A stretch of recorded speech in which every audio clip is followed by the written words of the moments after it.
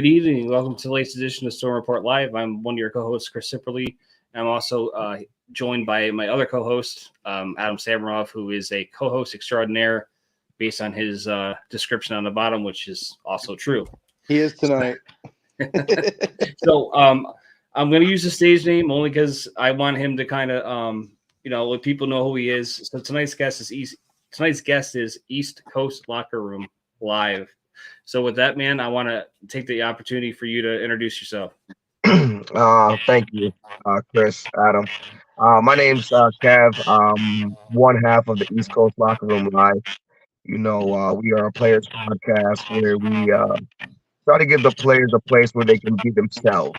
Where they can just chill out, relax, and crack jokes, and just literally be themselves. But at the end of the day, also be a outing for them at the same time, a way out when they need somebody. But we started our podcast about 3 years ago. So we started with one team, and then we just gradually started to grow, and now we cover teams all the way from Maine down to Florida. That's wonderful. I think just about anybody at this point in time, when it's related to amateur football or semi-pro football, they kind of know where to go, and you built yourself a really good following because I think you treat people with respect and you tell it how it is. So from a owner like yourself, I appreciate the honesty because you just don't know. So, but the reason why we want to have you on tonight is you have a charity game that's coming up here pretty soon. So I kind of want to get an idea like how this whole thing started because you're going into year 2 now. So how did year 1 become a reality? Well, I wanted to do something to give back, and I seen somebody do a charity game before, which is Nia Lowe with Pick Six Photography. If you guys ever need photography done, make sure you hit her up. She does great work. Yes, she does.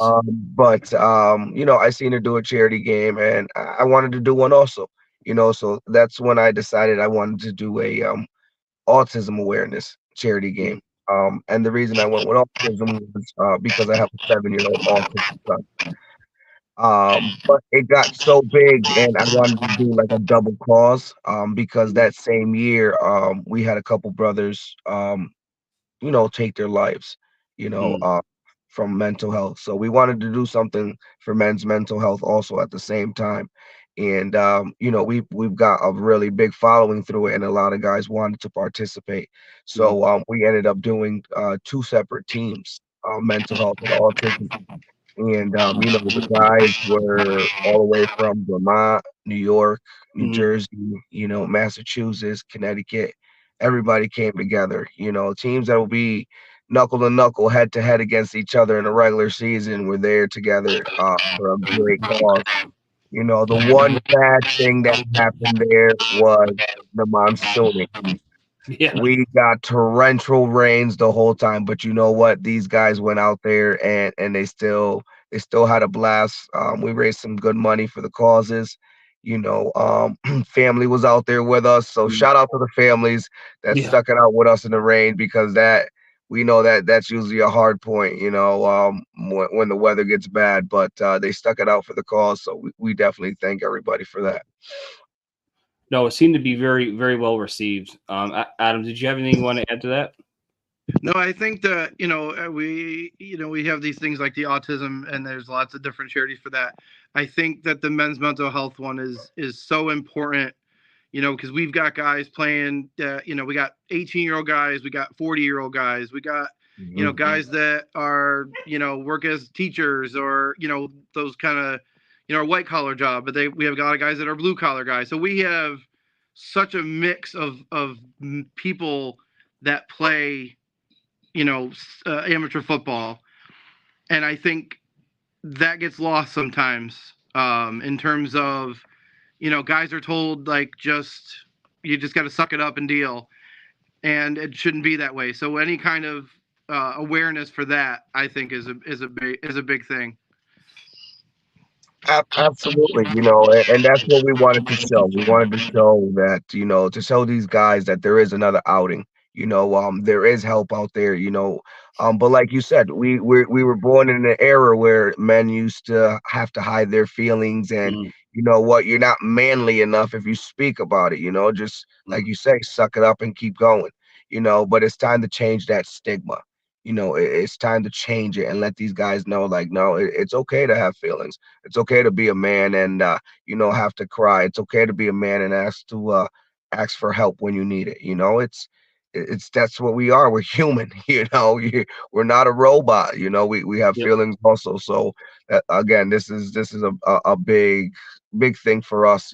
Again, not just charity wise for the causes that we're doing it, but for these Mhm. men also. This is the biggest reason, is for them. No, I agree with you. And one of the things too that I think it gets lost in the shuffle a lot of times is like how important your teammates are in that respect. You know, like they're for the most. We were talking about a few minutes ago off camera. Like the biggest thing is just trying to figure out like what people's backgrounds are, and the only way to do that is to talk, is to ask questions, interact with people, and like you have each other. Like that's what this is about. Like that's what this level of football should be. It should never be anybody concerned about somebody's shine. It should always be my brother. He may have the same experience, or I may be able to learn from his experiences. That's I think the big aspect of it, and team mental health in particular. Hopefully, will encourage a conversation like that. Absolutely. Uh, And you said that your son is autistic. You said, and that was part of the reason for the autism Yeah. team and that charity. Um, just talk about just your experience in well, obviously that charity is very important to you, and talk about it in your own Well, we call K Special K. His name's Caleb. We call him Special K. That's he's our star. mhm, He's the light in the room. He's so, he's the man who is the plan.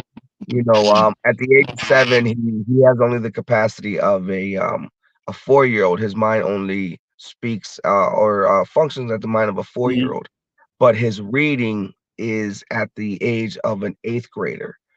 Oh wow. His reading is, yes, and that's what we learned with Mhm, throughout our journey as parents, me and my wife, for my son, and we learned that a lot of these children who have certain disabilities end up mhm, getting something more experienced than others.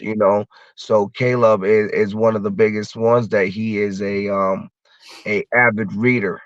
We can mhm, give him a book that it's literally an 8th grade book, and he will sit with you and read the book to you. So it's something that me and my wife trying to learn too. It's hard.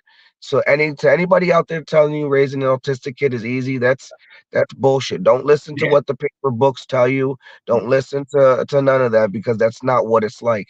Every Mhm, child's different, and mhm, you just have to find a way to adjust to him, at the end of the day, and we do. At first we were scared. Of course, we didn't know if we were going to be able to help him and make sure he had everything he need, or the stuff that he needed. mhm, But we just learned, and he's taught us so much about ourselves. It's not that we learned about him, he taught us about ourselves. So like I said, that's the biggest, most important stuff to me, is when I'm gone, I want to make sure my son is okay, or he's going to be around people that are going to mhm. treat him okay. Yeah. That's my biggest worry as a parent. That's any parent's worry, because we all know nobody can love our kids more than us, Right. at the end of the day. So But that's where the autism came up for our side of the charity. no, there was a question. Somehow we skipped over it. What is the date for the for the game itself? Okay, the date itself is June 8th. June 8th, it'll be from 1 to 7. It's going to be a doubleheader game Okay. in New Britain, Connecticut. You guys, this is the first time I'm dropping the field with you guys. Mhm, So I will revise it up, guys, and put it on the pages and everything. But yes, the field will be New Britain Pal League Field in Connecticut, mhm, June 8th from 1 to 7. It will be a doubleheader game. We will have a food truck there. You Mhm. know, it will have speakers there. I have a connection with a Wheeler Clinic in Connecticut. They are a mental health behavioral clinic. So last year we were able to get a speaker from them at our barbecue that we had, and so I'm still in contact with them. We speak faithfully, so they will be hopefully out there for our game, and hopefully I can get a speaker there also. At the same time. So it's definitely going to be a good event. Good vibes. The guys who've been there last year know. It's a great environment. We just bond together because at the end of the day, everything else just stops on that football field. Everything else just stops. When you're on that field, it's like 60 minutes of just gridiron, So and at those 60 minutes that we were playing that day, these guys were just having fun with their friends, just enjoying football. There was no championship involved. There was no, making it to the next level. There was nothing. It was just guys having fun, and eating some good food at the end, you know. So again, yeah, that is June 8th for our charity game, and that will be in New Britain, Connecticut, guys. Now, the other, so I'm going to ask one question, Adam. Then I'll let you No, take you're it. good. You're fine. You're good. I just don't want to forget. So these are all good questions, and again, somehow we skipped over it. How could basically the question is how can our players or how can players sign up to play? Guys, all you have to do is go to my page and just message me privately. I do the pre-registrations myself. I register everybody myself. I do it one by one individually because when I do these jerseys, it's customized to you guys. Yeah, it's the designs that we have them, but it still says your name, your number from whatever team you played for or whatever situation, but it's customized to you. So I like to make last year, because it was my first year and I had there was a couple names that I did mess up on, trying to get them off of like the computer to my computer or from the app that they gave me to my computer. So it was rough like that. So it's easier for me to sign them up one by one and get them onto the roster list just like that. How There you go. many? Sorry, yeah. How many guys did you end up signing up last year, and what numbers are you looking at for this year? Hopefully. Like, what's your Last year we signed up, completely signed up. It was 132 guys. That's what we signed up. I think about say 60, 50 came out to play. Because like I said, weather did factor a big situation. A lot of big guys are traveling down. And at that point it was I think almost, yeah, it was March. It was the end of March. It was March 25th. So like I said, it was still cold. It wasn't really too spring yet, So like I said, it was bad weather coming down that weekend. It was just a nightmare, So we did miss out on a lot. This year, we're gonna shoot for the same number, right around the same number. 140 guys total max. What we do is since it is a double header game, we get 70 players for mental health and we get 70 players for autism. At that point, we chop the teams in half. So now you have two mental health and two autism. And then that's how we'll do the games. Usually, how we do it, the guys who travel the farthest, say like Vermont, New Hampshire, all the way up there, Maine, will have their game first. Just in case those guys got to leave early, they can just take off. And then the other guys who are close to home, New York, Jersey, Connecticut, inland, they will play the second game. But like again, it's a great environment to be around. The guys had so much fun. So this year we plan to do it again. So that's why I waited a little bit longer. Because I wanted to do it with prominent weather this time. Right. What's the and there's no cost to sign up or anything. This is completely free in terms of, hey guys want to sign up, they do, and that's it. Or how do they? Yes, What's the there plan? there is a registration fee. It's a $100 registration fee. You get your uniform, you get the whole tops and bottoms, and it's a your cost to play in the game. Um, but fees must be paid at registrations, so that way we can have uniforms sent out by April 19th. April 12th is the last date of registration. April 19th is the day that I send out for the uniforms, and we will have them in time to play the game on June 8th, and all uniforms will be picked up directly by me or by me or to me Mm. at the Yep. game. So once you make it to the game, that's where you'll pick up your stuff. We'll have locker rooms and stuff. The field that it's there has locker rooms, so we'll be able to change. Guys will be able to change, no problem. There's stands for the fan. There's parks for the kids. So if you have extra smaller little kids, we do have literally a park right there. There's some Yep. food I spots remember that literally field. across Yep. the street. So it's a good location for it. Well, with a name like East Coast Locker Room, I hope there's locker rooms. Yeah, they better be. So did you ever anticipate, like, I mean, at some point, I'm sure that you had to kind of, pivot into a doubleheader. Did you ever think you're going to have to do that? Or did you ever kind of wonder if you're even going to have enough to play, let alone field two Honestly, I teams? didn't think I was gonna have enough guys to even Yeah. sign up at first. Yeah. The guys that showed me so much love from all these leagues and all these um um areas that I'm around, but it's because of the person I am. I'm just what you see is what you get type of guy. I don't try to sugarcoat nothing. You know what I mean? I just try to keep it real, and I think the guys respect that a lot. So and they would like, and a lot of these guys, they're dads too. You know what I Yeah. mean? They're not just football player. A lot of these guys are dads or their uncles. And some of them have autistic kids, or some of them deal with mental health. So these charities mean something to them also, and they finally get to express themselves doing it. So yeah, that's probably the biggest thing for me. It's the charity part of it. Yeah, it's big. Did you want to hop in? I know we're having a little bit of a feedback issue, so I didn't want to cut you off. No, I mean, again, like I love the fact that you are able to do this for the guys, and like you said, you have so much interest that you have to have two games on that day.